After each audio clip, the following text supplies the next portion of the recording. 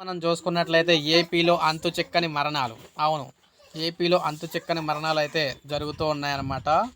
ఏలూరు జిల్లా జంగారెడ్డిగూడెంలో 2022 మార్చిలో కల్తీ మద్యం కారణంగా చోటు చేసుకున్న మరణాలపై లోతుగా దర్యాప్తు చేపట్టేందుకు ఏపీ ప్రభుత్వం ప్రత్యేక టాస్క్ ఫోర్స్ను అయితే ఏర్పాటు చేసింది.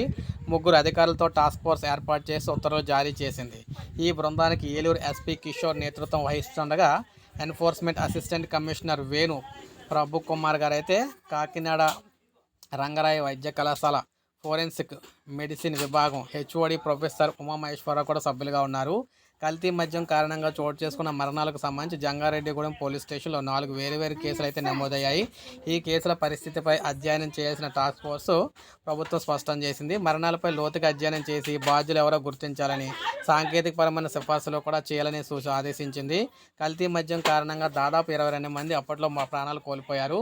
సో ఇలాగా ఎందుకు జరిగింది ఏంటి అనేది అయితే తెలుసుకోవడం కోసం ప్రత్యేకంగా ఇప్పుడైతే కమిటీ అయితే వేశారనమాట.